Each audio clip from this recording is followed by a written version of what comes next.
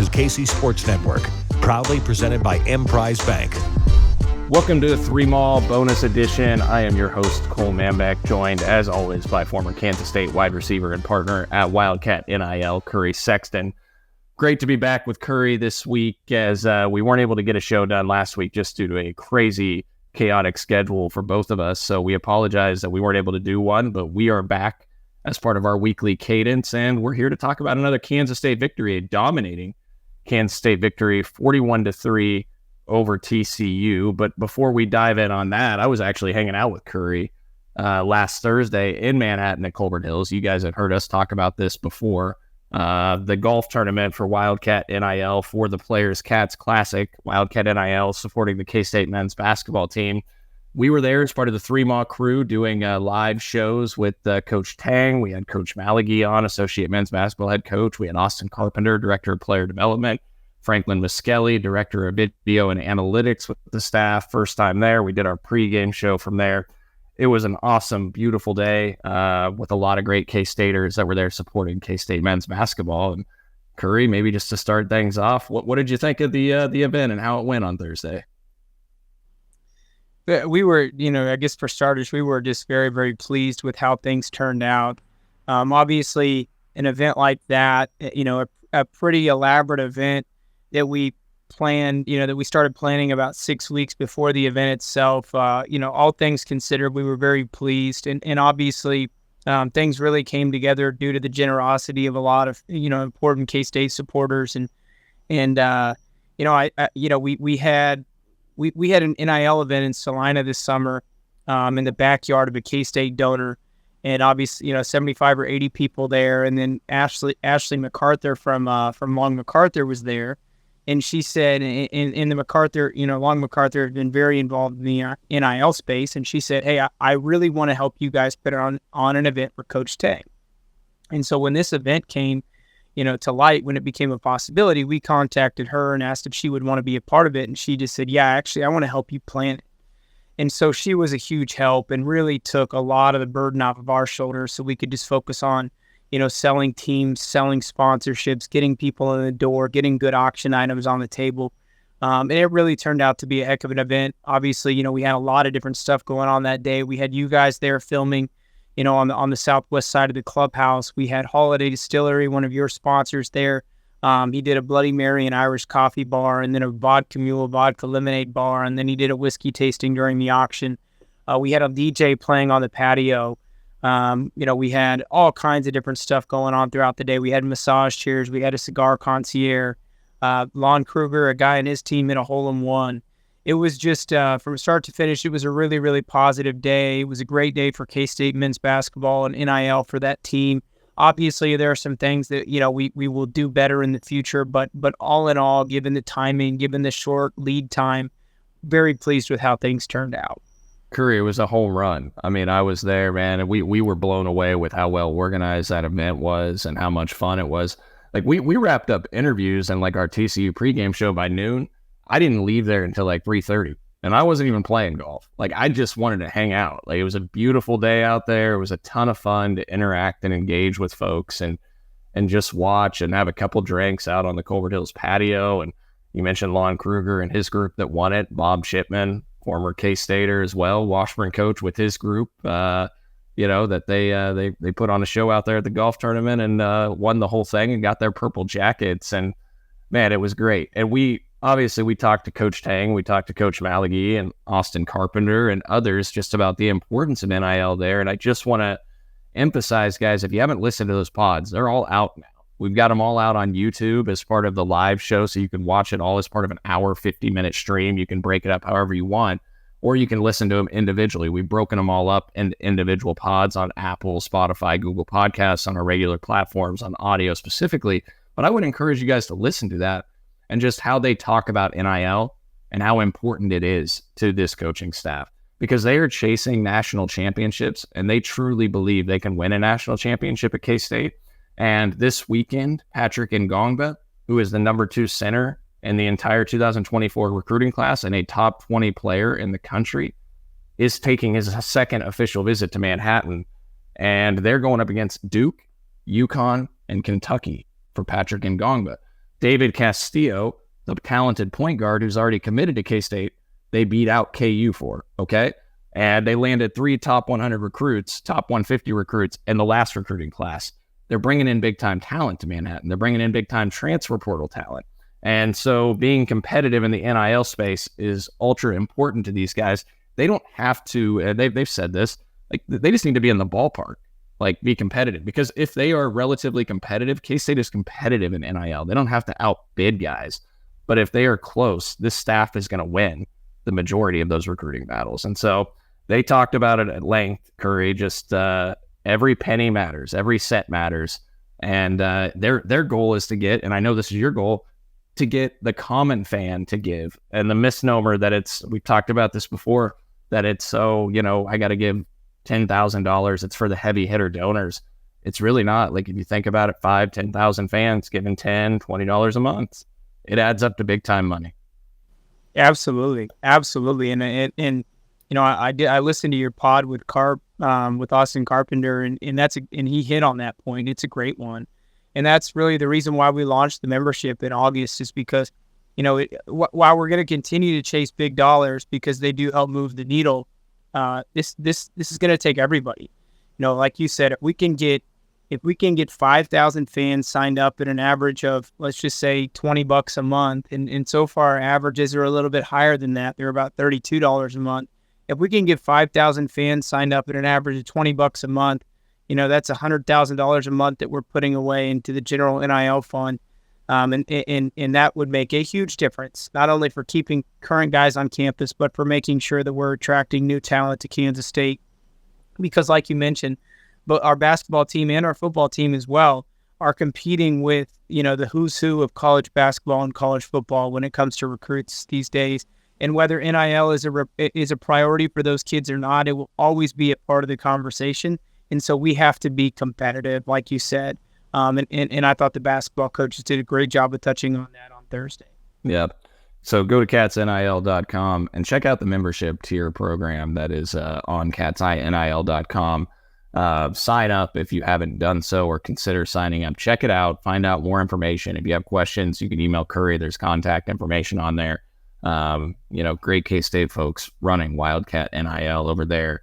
You, Ryan Hennington, Pearson McAtee, and some other great fine K-State folks that did a heck of a job. And Ashley did tremendously with organizing that event, Curry. I was blown away just how well ran it was. I know there's been some questions from K-State fans. I think there was maybe a little FOMO from some K-State fans about how fun it looked, fear of missing out. So could we expect maybe events like this in the future as well?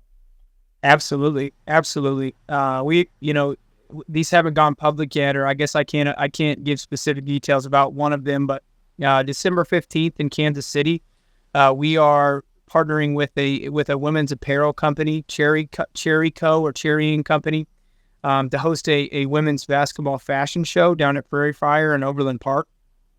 We will be releasing information to the public very soon, but this should be a really, really fun event.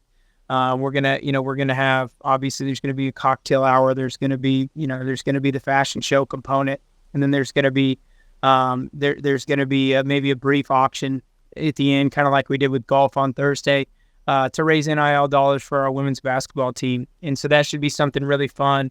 The price tag won't be as expensive, and so hopefully we can get more people there.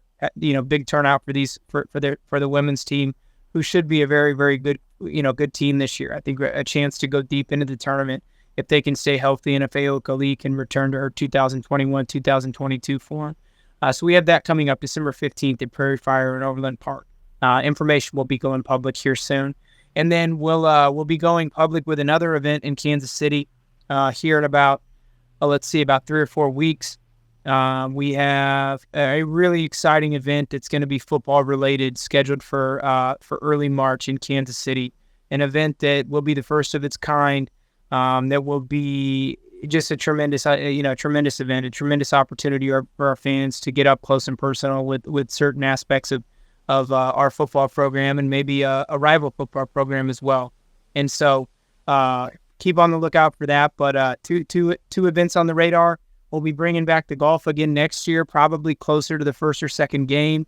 And there'll be plenty other events to loop fans into in the future. Yeah, we'll certainly look forward to it. It was a ton of fun, and to Coach Tang, the entire staff, the team, they were all out there at Colbert Hills engaging with the fans as well, and really enjoyed it. So looking forward to more events like that in the future. And we're going to go ahead and go to break, and then we're going to come back and talk K-State football here in just a moment with Curry and break down K-State's win over TCU. But first, we got to tell you, as always, about our friends at Home Field Apparel. I actually just got this new shipment of the Cats Kansas State basketball retro gear in, if you're watching on YouTube. But it is just came in actually yesterday or over the weekend while I was out of town in Manhattan. And again, as I always say, it's super comfortable and super soft fit. Got a couple new hoodies in as well, and retro gear all over their website, retro logos. If that's your style, it's mine.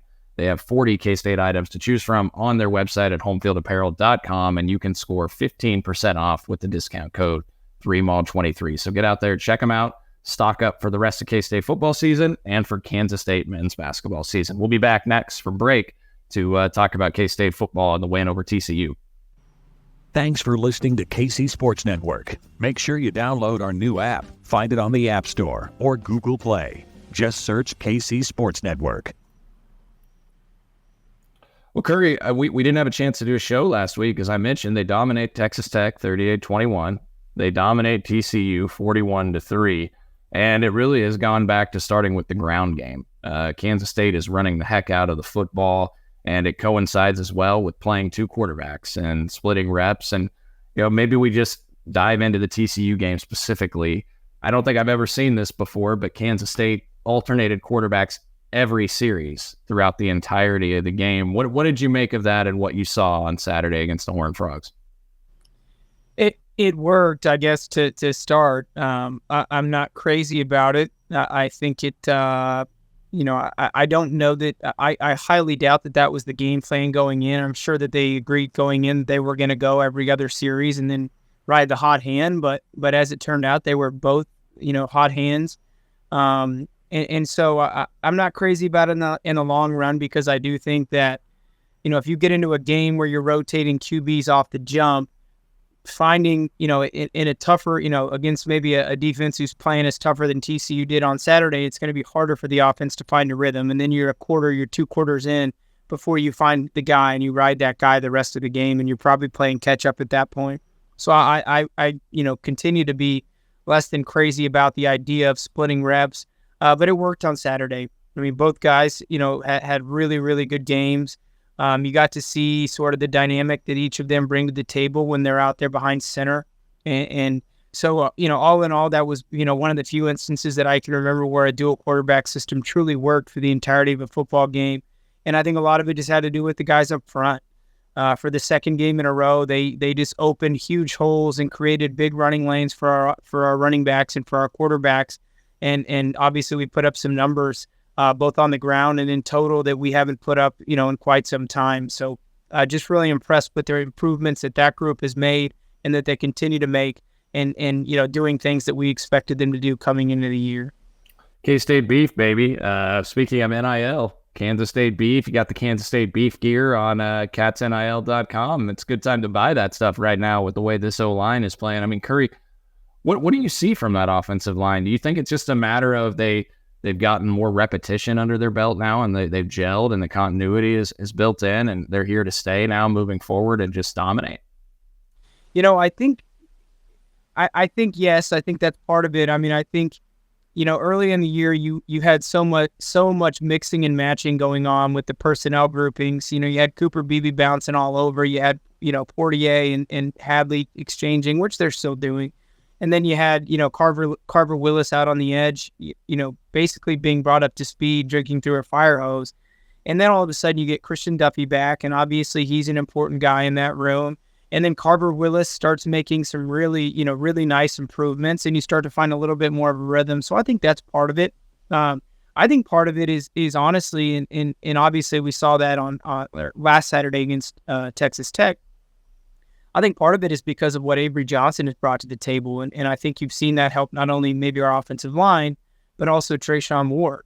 Throughout the first 4 games, 4 or 5 games, we were primarily a downhill running football team because, Will either wasn't a threat or they weren't running him the ball, with the QB read run game very much. And so a lot of our run game was just straight downhill. And I don't know that fit the strengths of this offensive line. And then you see Avery come into the game against Texas Tech, and all of a sudden, you're running a lot of zone read, a lot of zone blocking schemes, and all of a sudden the offensive line and Trayshawn start having big-time success.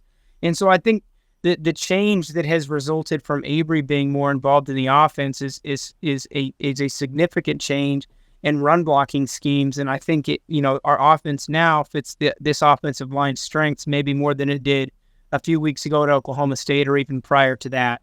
So I think there's a lot of different factors at play here, but I do think Avery's presence has really, really helped this offensive line. So they had 30 runs of 10 yards or more in the first 5 games this season, Curry. They had 29 in the last 2 games alone. They had 16 against TCU. They had 13 rushes of 10 yards or more against Texas Tech, all coinciding with Avery Johnson and Will Howard both playing at the quarterback position. And Will's ran the ball pretty darn well too. I mean, he's almost 300 yards on the season, averaging over 6 yards per carry. I mean, K-State's got 4 guys between Ward, Giddens, Avery, and Will Howard that are all over 200 yards and all averaging over 5 yards per carry. It's incredibly impressive. So I have to ask you this. It's a tough question, but is there a quarterback you think that is maybe better suited for what Kansas State is trying to accomplish right now when you look at the personnel and you look at what Avery Johnson's doing out there? And Will Howard had a nice game on Saturday as well. Do you turn more full-time reins over to the freshman and Avery Johnson, or do you sprinkle Avery Johnson in for 10 to 12 snaps a game and make Will the veteran guy, the guy going forward? Because Chris Kleiman did say, to your point, Curry, after the game, he didn't think that they could continue to do what they did on Saturday against TCU. That's not sustainable. So that doesn't seem like that's planned going forward.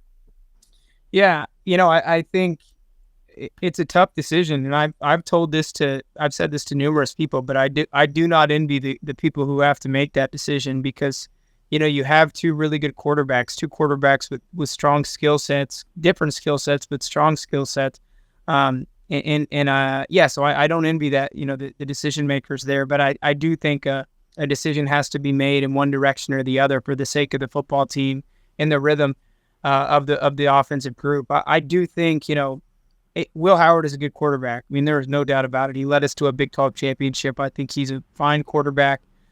He has a lot of positive traits at that position. But I think based on this football team and the composition of our offense, I think Avery Johnson is the guy who's best suited to win us ball games. We've seen it all year long. In large part, we have a group of receivers who struggle to get open and make plays.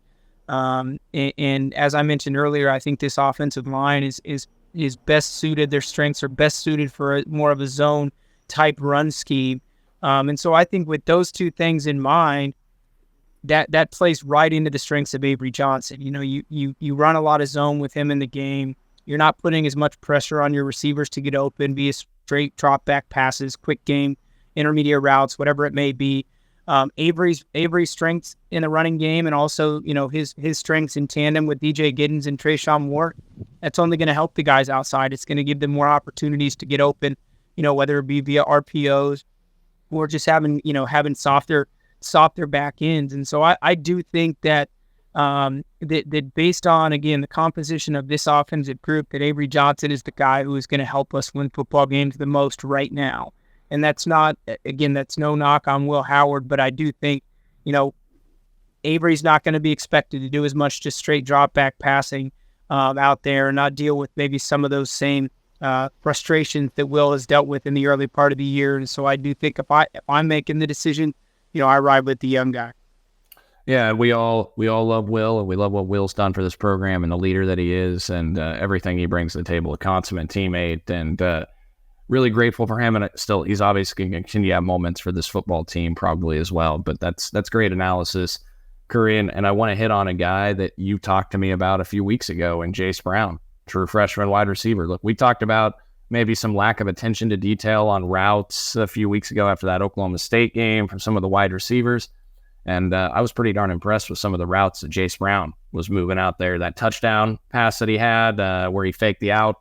You have a better description of what that pattern probably was, Curry, but a really nice ran route. He created separation. He created space. He's a true freshman. He's a roommate of Avery Johnson. They're best friends. What did you make of what you saw from Jace Brown and maybe how he changes the dynamics of this offense, having a guy at wide receiver that can help open things up as well? Yeah, I was super impressed. I can't, I've been looking for more from him, at least in terms of involvement. I can't say that I have to say I didn't see that game coming, but incredibly impressed with what he brought to the table. You mentioned that the route that he ran when he caught the touchdown pass. I mean, that's just basically a post route. But in running that route in the red zone, you just have to have a lot more route savvy to get open and to create separation when the field is otherwise condensed. And he did just that. He pushed to the outside leverage of the defensive back, got across his face, got a ton of separation, caught an easy touchdown pass. I mean, that's a route that, we didn't run it a ton because it's a hard route to throw and catch. Basically in tight coverage, if you're the quarterback, you got to throw it at the bottom part of the, at the crossbar on the goalpost. But he got so much separation that it didn't matter. But Tyler Lockett ran that route as well as anybody. And Jace, kind of showed me some old signs of Tyler Lockett there running that route. So just super impressed with that route. The deep ball that he caught from Avery there in the first quarter. Very, very impressed with that. I mean, that's one thing that we've struggled to do is make catches in traffic this year. And catching a deep ball over your outside shoulder with a guy draped all over you and trying to hold your arms down. For a true freshman, that's a super impressive play. And so for him being a small guy to fight through all the hand fighting that was going on and go up and make that play shows me a lot about his maturity and how far along he is in the progression as far as receivers go. And so very optimistic about his future, both this year and years forward. And what he can do for us this year, it's exactly what we saw on Saturday. He brings a speed element that we don't otherwise have in the offense, at least not without a healthy Keegan Johnson. And so I think, he like Avery can really do wonders for the rest of the guys because he can take pressure off based on his speed alone. And so I look for him to become much more involved in the offense moving forward throughout the rest of the season. I thought his most impressive play, obviously, was the play you talked about, Curry, in the first quarter where he caught it near the pylon because he was, I thought he was getting interfered with. Defender didn't really turn around, a lot of hand fighting, and he still makes the play. And also, pretty special just to watch Avery Johnson releases that ball when Jace Brown's only like 7 yards off the line of scrimmage. And it seems like those two have a connection with each other in a sense of where each other is going to be on the football field, and they spend a lot of time together. So really looking forward to watching that duo moving forward into the future, and some of these other freshman wide receivers hopefully get on the field as well. As we saw some changes on the depth chart that came out today. Actually, Trey Spivey is an oar on the depth chart as well. He's made an appearance on the 2 deep. Jace Brown is now listed as a starter at wide receiver after what he did and impressed against TCU. Curry, switching sides to the defensive side of the football, hold TCU to 3 points. Fewest points TCU has scored since 1993 from what I found. In a game, an incredibly impressive performance, regardless of the fact that they were facing a redshirt freshman quarterback that Josh Hoover threw for 439 the week prior against BYU. He has 132 going into that last drive of garbage time against Kansas State. And TCU and Sonny Dykes and Kendall Briles led offense, they could never get anything going. You don't see a Sonny Dykes offense typically struggle in the way that they did, but maybe what impressed you most about that Kansas State defense and their relentless effort? Yeah. I mean, just a collective effort from that group. I mean, they were just dominant from start to finish. And I, coming off of Josh Hoover's performance against BYU, I was a little worried about, I think I mentioned this to Mitch Fortner last week in a spot I do on K-Man. I said, I'm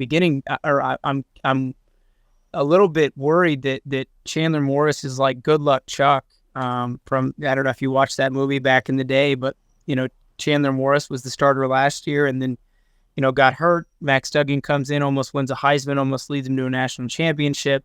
Chandler Morris gets hurt this year, and Josh Hoover comes in and throws for a bazillion yards and destroys BYU, a pretty good BYU football team. And so I was worried about, okay, is this a guy who's now getting his shot and he's going to be like Max Duggan was last year? But our defense just gave him, all kinds of fits from start to finish. And I just thought it was the best, collective effort that we've had all year. I mean, we got some pressure on the quarterback again. Our linebacking group continues to play really, really well. We saw corners making big plays. I mean, having Jacob Parrish back and healthy is huge. And you have, Keenan Garber and Will Lee on the other side doing some good things. The safeties continue to improve and make plays. Just was really, really impressed with the collective effort from the defense and from Coach Klanderman and his staff. I mean, that was a game where you could tell, every time they put a shot at Kendall Briles on the screen, you could tell that he was just perplexed trying to figure out, okay, how am I going to move the ball against this defense? And fortunately, our coaches were 2 steps ahead. A lot of playmakers on that TCU offense. You look up and down that roster, they had transfers from LSU, transfers from Alabama, Oklahoma, UCF, Arkansas, all over the place. And that's not even counting Savion Williams, 6'5", 225-pound receiver that actually didn't transfer and was somebody recruited into that program. Jared Wiley, 6'7" tight end who had 9 receptions for over 100 yards in 2 games against Kansas State last year. He really couldn't get anything going either. And then Amani Bailey, who was top 10 in the country in rushing yards. And, outside of a couple big runs by Bailey, K-State really bottled up the running game for the most part as well. And, just buried TCU and don't allow them to get into the end zone. Curry, I want to ask you about the secondary, because that was, there were communication errors earlier in the year, but to me, that group looks like they are really gelling as time goes on, which isn't surprising because they've gotten to play together more now, and they had a lot of new guys. We talked about it before. They didn't have a single returning start at cornerback on this football team. And, you look at the safeties and BJ Payne, who looks to me be getting more comfortable. Marquise Siegel looks to be getting very comfortable and really good player now. And Kobe Savage, obviously. And then you got Jacob Parrish, Will Lee, and Keenan Garber, I thought played really well against TCU as well. It feels like you built not only some depth, but that they're more consistently playing together now. What have you seen from that secondary? Yeah, it just seems like they're starting to gel. And I think you and I talked about this a few weeks ago. I think the question was, or somebody asked a question of, who do you see, which group do you see coming together first, our receivers or our defensive backs? And I said, without question, it's our DBs. And obviously, yes, there were communication errors. There were missed assignments early in the season, things that give fans fits. But those guys were making plays from the beginning, and it was only a matter of time before they corrected those errors and fixed those communication issues and got to the point where they are now. Like you said, I mean, at the start of the year, we had, Jacob Parrish, basically first-time starter, number 1 corner. We had Will Lee, JUCO transfer, first-time starter, number 2 corner. We had Kobe Savage coming off of a torn ACL.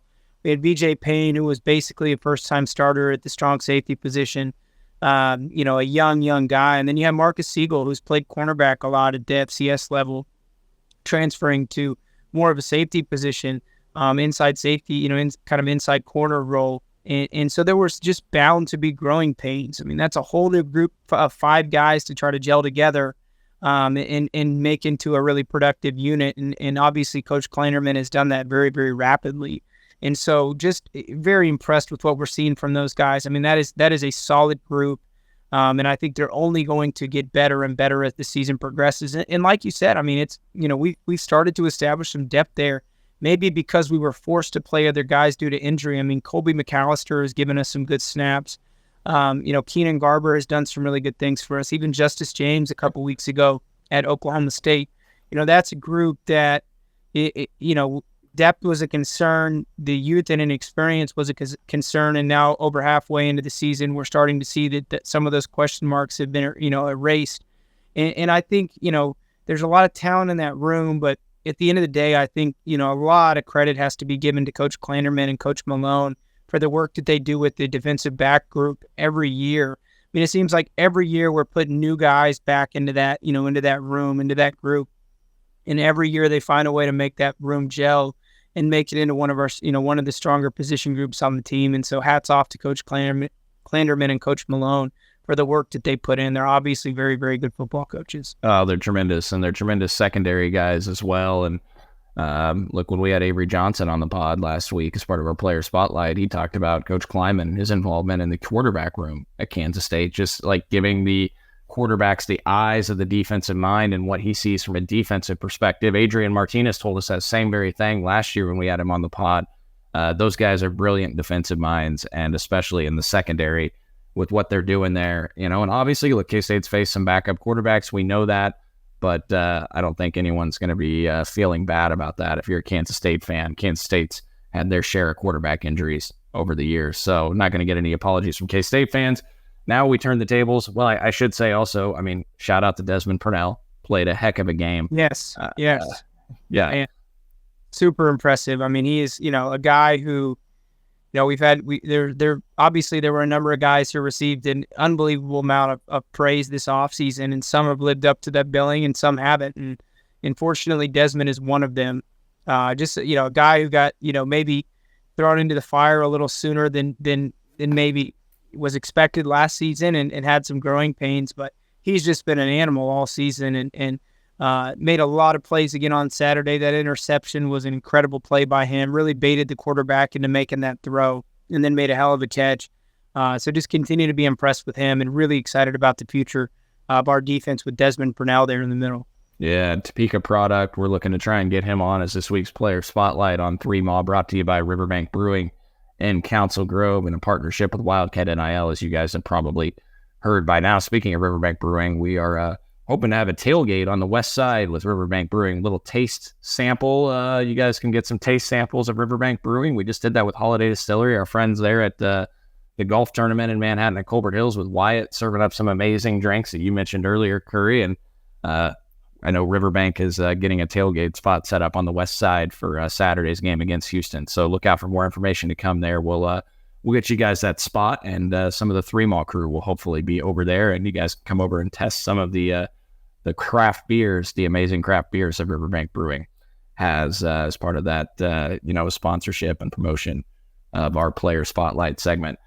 Well, Curry, I think that's going to do it for this. Kansas State now, Houston on Saturday, 11 a.m. kick, and you start to dream a little bit and think about the chance to get off to a 4-1 start in league play, which actually, when we did our preview pod on the season, I had K-State at 4-1 in Big 12 play. The path to get there is a little different than we expected, but hey, Curry, I'll say this, the loss to Missouri and the loss to Oklahoma State, they don't look that bad anymore. Missouri is a top 20 team, and Oklahoma State's won 3 in a row, including a nice win against KU, and then go and score 48 at West Virginia on Saturday. So they're 5-2 now overall as well, and everything's on the table. Kansas State's setting up potentially a big game in Austin next weekend. You going to go to that? Unfortunately, I'm not. My wife is due in late November. Oh, that's right. Yeah. I like you know, I was in Vegas this weekend, and so I think my traveling days are limited for the foreseeable future. Yeah, you're going to be on stay-at-home duty now. You got your last trip in. We're trying to figure out if we're going to go to Austin or Las Vegas for the men's basketball game against USC. Make them both happen, man. Make them both happen. Curry, I don't know if I'm young enough to do it anymore, but I guess we could potentially try that. Yeah, I'm with you. Yeah, it would be a lot of fun. I'm sure there's going to be some K-State fans that do it. But hey, hope to see you guys all out at Kansas State, Houston on Saturday in Manhattan. Another big game as Kansas State hopes to get off to a 4-1 start in league play. Appreciate you, Curry, for jumping on once again, as always. And we'll talk to you all next week, hopefully after another K-State victory. Thanks again for listening to another 3 Mall bonus edition.